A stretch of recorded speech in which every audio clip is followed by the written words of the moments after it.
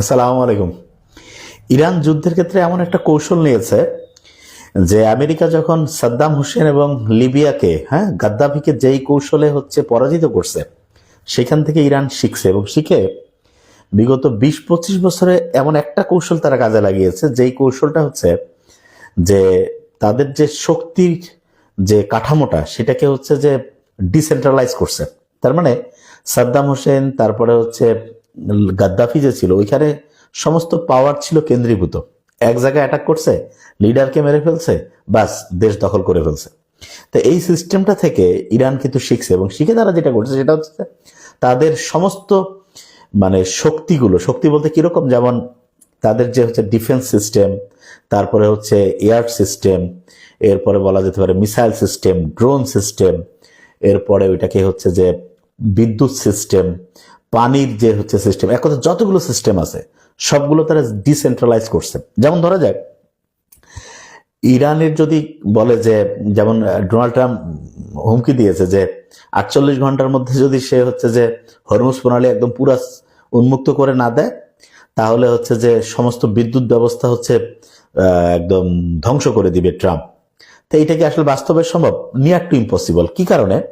কারণ ইরানের যে বিদ্যুৎ ব্যবস্থাটা আছে, এটা প্রায় 450-রও বেশি আলাদা আলাদা কেন্দ্রে বিভক্ত।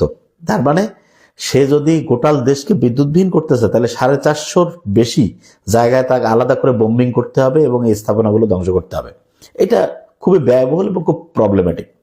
আরেকটা জিনিস, যেমন ধরা যাক যে ইরানের যে এই যে তাদের যে আইআরজিসি আছে, এদের কিন্তু যে শুধু ওই সেন্ট্রাল কমান্ডে চলে তারা তা না, কিন্তু তাদের একেবারে গোটাল দেশে প্রায় 30টার মতো শাখায় ভাগ করছে। ওগুলোর ছোট ছোট বিভিন্ন গ্রুপ আছে এবং প্রত্যেকটা নিজস্ব সিস্টেমে কাজ করতে পারে। নিজে ডিফেন্স সিস্টেম তৈরি করতে পারে, নিজে অ্যাটাক করতে কি করতে হবে, মিসাইল কিভাবে ছুটতে হবে, ড্রোন কিভাবে কখন অ্যাটাক দেবে, এগুলো সবগুলো আলাদা আলাদা আছে। তার মানে একটা জায়গায় একটা কমান্ড সিস্টেম ধ্বংস করে গোটাল সিস্টেমটাকে ধ্বংস করতে পারবে, এইটা তার পক্ষে যে সম্ভব না। এই কারণে যেটা হয়েছে সেটা হলো যে ইরানের এই যে ডিসেন্ট্রালাইজ যে সিস্টেম, তার মানে তার সমস্ত শক্তিগুলোকে সে বিভিন্ন ছোট ছোট অংশে ভাগ করার কারণে আমেরিকা ইসরায়েলের মাথা খারাপ হয়ে গেছে যে কয় জায়গায় অ্যাটাক করবে। এবং অন্যদিকে দেখেন যে ইসরায়েলের যে যেমন আমরা একটু আগে জানি যে পরমাণু যে শহর রয়েছে, এটা ডিমোনা, ওইখানে কিন্তু অলরেডি অ্যাটাক করছে ইসরায়েল। আর কি বলে এটাকে, ইসরায়েলের যে ডিমোনা শহরে অ্যাটাক করছে ইরান, এবং করে এমন ধ্বংসযজ্ঞ চালিয়েছে যে সেখানে যে বলা যেতে পারে যদি ইরান চাইতো তাহলে হতাহত তো অনেক হয়েছে, এটা আরো ব্যাপক ক্ষয়ক্ষতি করতে পারতো। তো এটা একটা জাস্ট ইশারা দিয়েছে। যদি এখন ইসরায়েল যদি আরো আক্রমণ বেশি করে এবং এদের যে বড় বড় পারমাণবিক যে সেন্টারগুলো আছে, এগুলোতে যদি বড় রকমের আক্রমণ করে, তাহলে কিন্তু পুরা বলা যেতে পারে যে যতগুলো পরমাণু কেন্দ্র, পরমাণু শহর রয়েছে ইসরায়েলের, এগুলোতে কিন্তু আক্রমণ করে ফেলবে।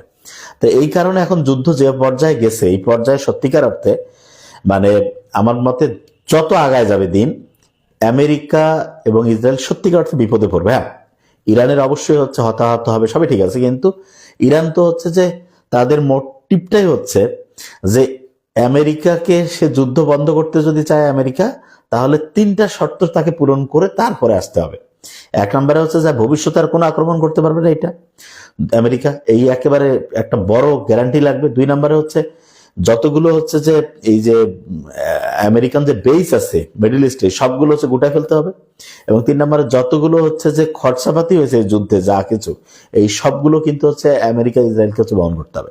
তাই এমন কঠিন 3টা শর্ত, এবং এইটা কিভাবে মিউচুয়াল হবে সেটা পরে জানা যাবে। কিন্তু একটা ইন্টারেস্টিং জিনিস যে এই যুদ্ধের যে প্রিপারেশনটা, সেটা কিন্তু যে ইরান সে একেবারে 20-25 বছর সময় থেকে নিয়েছে, এবং এই কারণে তাদের সাথে পারা নিয়ার টু ইম্পসিবল। তা আমার মনে হয় সামনে দিন যত আগায় যাবে, আমরা দেখতে পাবো যে এটা দুই পক্ষই হয়তো ধ্বংসযজ্ঞ চালাবে, তবে এটা নিশ্চিত বোঝা যাচ্ছে যে আলটিমেটলি ইরানের সাথে যে আমেরিকা এবং ইসরায়েলের পরাজয় হবে। কেননা ইরানকে যে যদি সবগুলো আলাদা আলাদা করে ধ্বংস করতে চায়, তার আগেই দেখা যাবে যে ইরানে তাদের বড় বড় সেন্টারগুলো, যেগুলো ইসরায়েলের মধ্যে আছে এবং মধ্যপ্রাচ্যে যে বেসগুলো আছে ওইটা হচ্ছে যে আমেরিকার, সেগুলোতে অ্যাটাক করে বিশাল ধ্বংসযজ্ঞ চালাবে।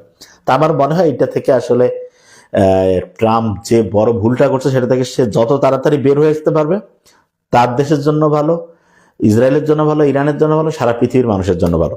আল্লাহ সবাইকে হচ্ছে সৎ পথে চলার তৌফিক দান করুক। Thank you so much. আসসালামু আলাইকুম।